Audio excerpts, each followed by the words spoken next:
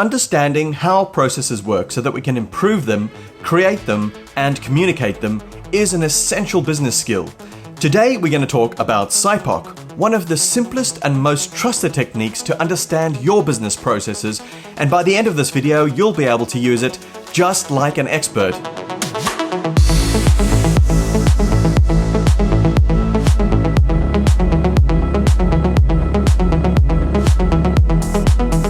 Hi, my name is Raf. Welcome to RISR, where my mission is to help you go further, faster in your career.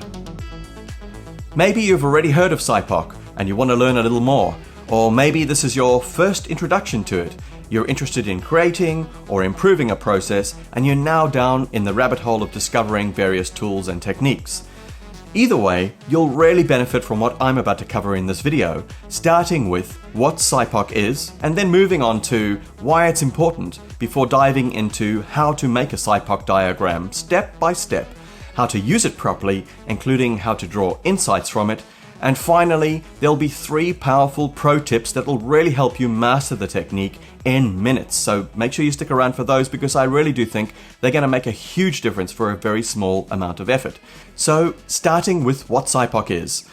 Well, SIPOC, which is sometimes called a SIPOC diagram, is a very simple, high-level overview of a process. That's really what it is in a nutshell. But at the same time, I have to say it's so much more than that. Don't be fooled. Its power is really in its simplicity, its ease of use, and the insights that we can draw from it, all of which I'll be getting into very, very shortly. So, SIPOC is a high-level process overview. But exactly what does that mean? Well, the first piece of any process overview is establishing that process's boundaries, the start and stop points, defining exactly where the process begins and exactly where it ends. The second piece is the key process steps between those beginning and end points, linking them together. And the third important piece of any process overview is defining what goes into each process step to make that step happen, and what comes out of each process step as a result of that step doing something. SIPOC helps us figure all of this out in a pretty simple way, ensuring that key elements aren't left out. The word SIPOC is actually an acronym which stands for supplier, input, process, output, and customer. As you'll soon discover, this acronym is really the framework, pretty much all we need to remember in order to draw and understand a high-level process. Now let's talk a little bit about why we need SIPOC. What purpose does it serve? Because it provides us with a complete high-level process overview or snapshot, it's most often used as a first step towards improving or enhancing a process. For example, to make it more efficient and effective, or to address other business or customer needs. Having a good quality, high-level overview provides us with a framework to then deep dive and focus on specific aspects of that process. SIPOC can also be used to sketch out a brand new process that you might be designing from scratch because it forces us to consider key elements of that new process as well as its scope. So whether you're improving or designing a process, SIPOC serves as a really solid foundation to move forward with more detailed analysis, such as process mapping, flowcharting, data collection plans, which is understanding what information to gather and from where, risk and control assessments, which is understanding what could go wrong and how badly it could affect the business, and even stakeholder mapping to understand who are the people responsible and accountable for parts of the process, and also who might need to be consulted or informed about any changes. And I should also mention that SIPOC is a really powerful communication and change management tool. And in fact, I've used SIPOC in the past to give stakeholders an overview of a process that is already understood by specialists, but needs to be understood by other teams who might be affected by process changes, for example, or to communicate with different departments about an issue, or even with certain individuals, right up to C-suite. So these are just some of the ways in which SIPOC can help us. If you want to go further, faster at work, I really do think that SIPOC is an essential tool that you'll use many, many times over the course of your career. And it's an essential process improvement tool that's used right across the globe. But what I really like about SIPOC is that you don't have to be any kind of process expert to use it and get a great deal of value for a very small amount of effort. So what we're going to do now is spend about 5 minutes making coffee. What I'm going to do is take you through how I make coffee at home and create a SIPOC at the same time. This way, you'll get to understand how a SIPOC is made in real life, and it's a pretty decent cup of coffee if you ever find that you can't get to a coffee shop. By the way, the method I'm going to be using is inspired by James Hoffman, who is a world barista champion and a coffee legend, and I'm going to link to his video below. Now, it's often a good idea to create SIPOCs in a group setting with people who are part of the process. This will ensure that we get a full picture of the process without leaving anything important out, and also make sure that our stakeholders are engaged and aligned from the very beginning. So once we have our stakeholders together, the first thing that we need to do in creating our SIPOC, as I mentioned before, is to determine our scope, the start and the end points of the process. In our case, we're only mapping the coffee making process at home, so we are excluding all of the other potential processes, such as the coffee purchasing process and the coffee consuming process. Those are all out of scope. So now that we have limited our scope to coffee making, let's refine our scope by figuring out where that coffee making process starts and where it ends. In this case, I start with coffee beans and I end up with a cup of coffee. Actually, it'll be 2 cups of coffee because my wife's going to want one as well. These will be my basic start and end points. In a business setting, that's what we're after. Within our scope, what do we start with as our first step, and what do we end up with as our last step? So now, let's go ahead and give our SIPOC a name, and let's call it, Making Coffee at Home for 2. Naming our process is important as a reference to ensure that we keep our focus and not get distracted as we build this out.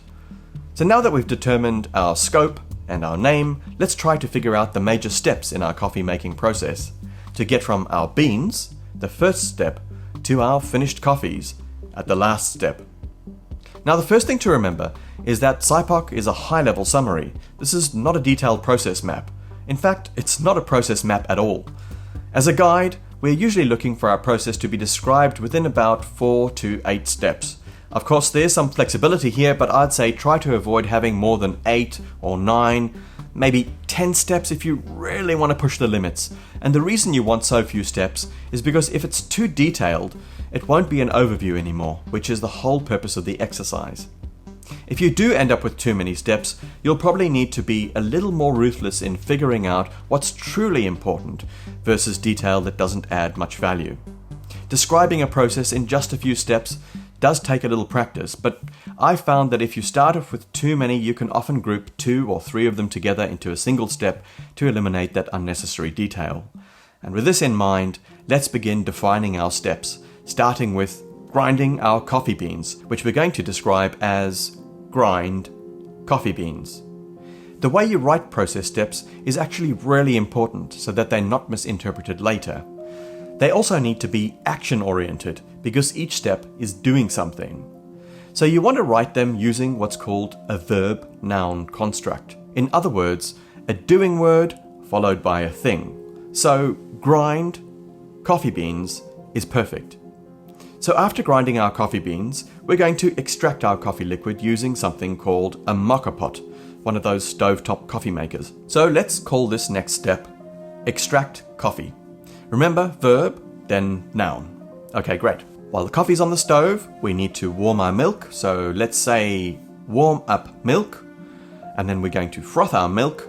So let's call this next step froth milk, after which we'll pour our espresso coffee into our cups. So let's name this one pour espresso, and then we're going to also pour our milk into those cups to complete the process. So let's name this final step pour milk.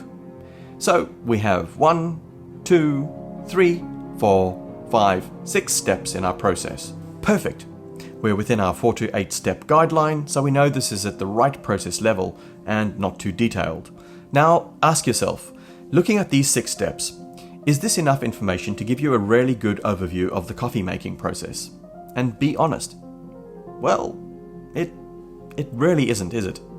Because we're missing some important information here, like what beans did I use? Where did those beans come from? What happened after I ground those coffee beans? How did they get turned miraculously into coffee liquid? And so much more. To solve this little problem, we now need to add, for each of our 6 steps, What are the inputs, the things we need for that step to happen, which could be materials, information, knowledge, etc. And we also want to understand what are the outputs. What did that step result in? What is the value being added through that step?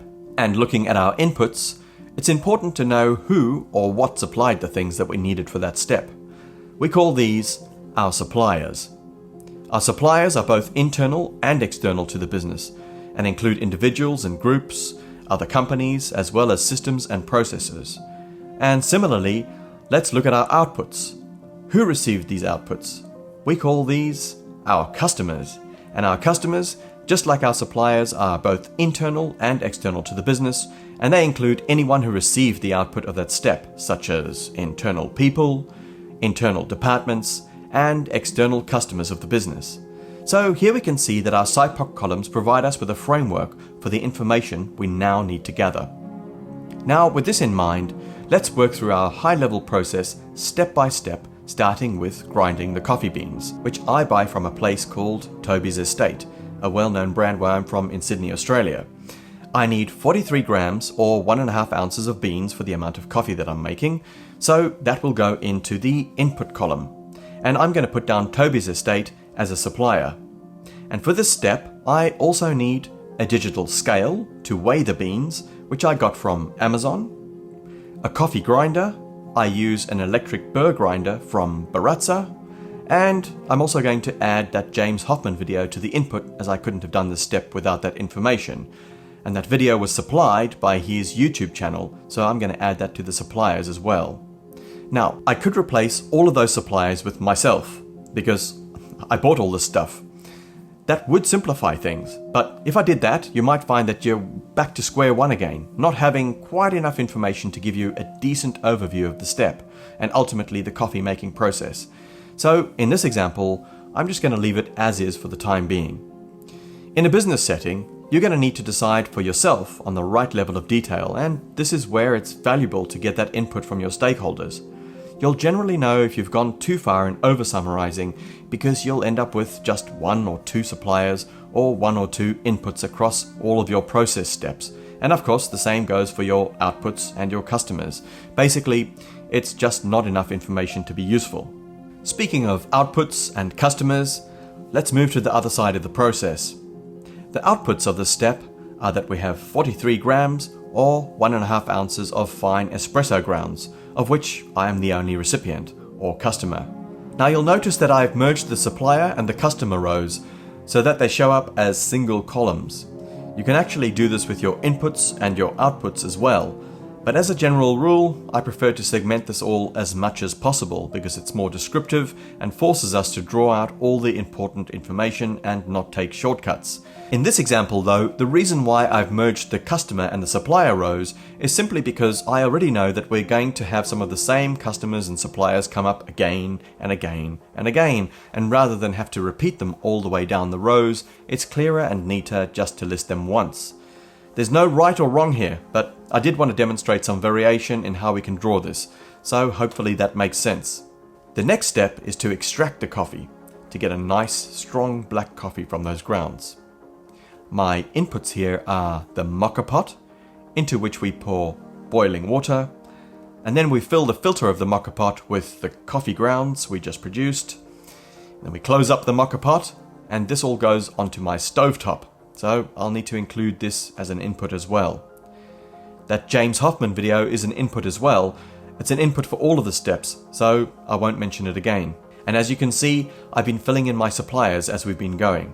And again, we're just adding new suppliers because we've merged the supplier rows, so we can save some time and confusion by not having to list that YouTube channel, for example, again and again. You can also see that I purposely left out the lower level process detail, such as filling the filter with the coffee and closing up the mocha pot, because these are just not as important to our high level understanding of the process. Understanding what to leave out takes some skill, but as I mentioned earlier, you'll soon find yourself with too many process steps if you're including too much detail. Now going back to our process, this step is going to give us around 100 milliliters or about 3.5 ounces of hot espresso coffee liquid from the mocha pot. So this is our output. And I'm still the customer, But note that in a business process where a process step might be performed by a different person or a different department, you could very well have a number of different customers by this stage. Step 3 is to warm up our milk. And for this, we'll need 150 milliliters or 5 ounces of milk. And I warm up the milk in the base of a manual milk frother, which is very similar to a coffee plunger. You could in fact use a coffee plunger instead if you wanted to. I use a microwave to warm the milk until it reaches 60 to 65 degrees centigrade. That's around 140 to 150 degrees Fahrenheit. Which reminds me, I almost forgot about the milk thermometer, which I use to check the temperature of the milk, so let's add this one in as well. This was a great example of the SIPOC exercise helping us to draw out all the important information we need to describe a process. Again, I've added in the suppliers as we've been going.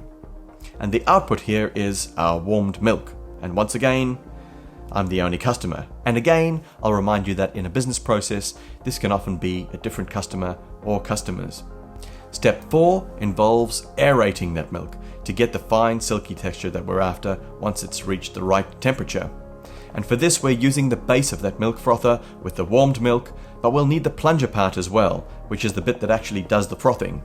Basically, you need to insert the plunger into the base and then move it up and down, plunging the milk several times to create bubbles, and then break down those bubbles into a fine, milky foam that has the texture of ice cream. And the output is warm, frothed milk, and nothing else. And I'm still the only customer at this point. Step 5 is to pour the coffee into the cups, and for this I need 2 cups. They are very special cups from an upmarket Scandinavian design firm because on this channel, we spare no expense. The outputs here are 50 milliliters or about 1.7 ounces of espresso in each cup. No special method for pouring or anything like that. We also have a dirty mocha pot, so I'm going to list that as an output as well. Step 6 is to pour the milk into the 2 cups, and I actually transfer the milk from the frother into a milk jug, as this allows me to pour it nicely and sometimes create a sad little decoration on the top which vaguely resembles a cross between a half-dead tulip and a blob. Anyway, the outputs are an additional 75 milliliters or 2.5 ounces of milk in each cup on top of the coffee that's already there, which makes our finished cups of coffee, which we call a flat white in Australia, but you might call it a latte or something else. We also have a dirty milk frother and a dirty milk jug as outputs, and we have a new customer to add, which is my wife, the group CEO. So there we have it, our completed SIPOC. Now, let's ask that question from earlier. Is this enough information to give us a really good high-level overview of the coffee making process? And I think, looking at this diagram now, the answer is yes. We have our process summary, which outlines the steps we need to take to make coffee at home for 2. And importantly, we can see what goes into and comes out of our steps, and also where it all comes from and where it all ends up.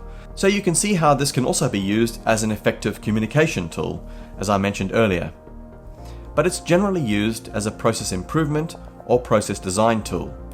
For example, if we start looking at this information a little more closely, we've already identified some issues, such as those dirty items. There's pain involved in that, and if we were to repeat this process for a second cup of coffee, there's some washing up to be done first. Also, the complexity of this process being performed by one person, me, tells us that there's a level of skill involved, and there's key person risk. If I'm not around, how does my wife get her coffee? And that's not the only risk. We also have potential supply issues with the consumables. We'll need to ensure that we always have fresh milk and coffee beans on hand, for example. So we might want to look at the way we manage our inventory. There's potentially quite a lot of waste in the process that could be addressed, such as when I pour the milk from one vessel, the milk frother, into another vessel, the milk pouring jug. It looks like I might be over-processing a little bit there, so we might want to look at the benefits and the drawbacks of eliminating using the milk pouring jug altogether, which by the way gets dirty, so we can eliminate having to clean it as well. If we wanted to, we could look at simplifying this whole process. In fact, we might even decide to replace it with an entirely new one, design a new process from scratch. The good news is, my stakeholders are engaged and accessible, and we can use SIPOC to sketch this out, so we can make these decisions quickly and easily. Get the picture? Now you can truly see how valuable SIPOC is as a communication, process improvement, and process design tool. So to recap quickly, this is usually best conducted as a group exercise to get a shared and holistic understanding of a high-level process. First, we determined the scope of the process that we were looking at and its start and its endpoints. And we gave our process a name. Next, we articulated our process steps, ensuring that our SIPOC was at the right level by trying to keep within that 4 to 8 step range. And then, by thinking through what's required for each of those steps, we noted the inputs, as well as who or what supplied those inputs, whether internal or external to the business. Then we thought about what each of those steps resulted in. In other words, what were the outputs, and then who were the recipients of those outputs, our customers, both internal and external to the business. And finally, we drew various insights from the information that we had, which helped us decide how we were going to proceed, whether that was more detailed process mapping, redesigning parts of the process, or designing a whole new process from scratch. So now that you understand the basics, there are 3 tips that are going to turn you into an expert within just a couple of minutes, so stick with me. Firstly, whilst I worked through the SIPOC steps in a particular order, we looked at inputs and suppliers, and then outputs and customers. You could do this in whatever order makes sense for your needs. For example, if you're wanting to focus heavily on customer outcomes, then after defining your process, as you work your way down, you might wish to start with your customer and work your way back in the opposite direction, from customer to output and then to input and supplier. This is sometimes referred to as COPUS, which is SIPOC backwards. Another option you have when creating a SIPOC is to look at one column like inputs all the way down the process steps before moving on to another column. In our case, this might actually have saved us some time. I'm a big believer in using whatever you feel is going to work best for your intended purpose, so feel free to play around with this when you do it yourself. My second tip is to remember to keep it simple. You don't need a fancy program to perform an effective SIPOC. In fact, I strongly advise against using spreadsheets or anything like that. A whiteboard, even a digital one, or a big piece of paper is perfect. The more interactive, the better. And don't overcomplicate it by adding unnecessary detail. In fact, after the initial diagram is completed, I usually take a few minutes to review the SIPOC and eliminate unnecessary information. The reality here is that I wouldn't have lost anything critical by taking out companies that supplied my digital scale, coffee grinder, mocha pot, milk frother, microwave, milk jug, and coffee cups, because these were one-off equipment purchases, so they're not really part of a repeated process, which is what we were focused on. And the last tip is, if you're familiar with this channel, you'll know I talk quite a lot about mental models as powerful frameworks for problem solving that you can use throughout your career. Well, SIPOC is another method that's simple enough to use as a framework when thinking about a process. For example, if you're in a meeting and you're asked to talk about an issue related to your process, you can use SIPOC as a mental reference to describe what's going on and make sure that you're covering the basics without going into too much detail. And by the way, guess what? You now understand SIPOC just like an expert. And how easy was that? Now, all you need to do is try it out for yourself and let us know how you went. If you want to see how SIPOC fits into the bigger process improvement picture, then check out the Introduction to Business Process Management video, which I'll link to below. And keep an eye out for future episodes where I'll be covering more of these foundational business and process improvement tools to help you go further, faster in your career. As always, if you have any questions or observations, let me know in the comments below. Hit the like button if you enjoyed this video, and while you're there, why not subscribe and hit the notification bell to make sure that you don't miss out on any future episodes. And don't forget to share this with a friend or a colleague. Till next time, keep rising.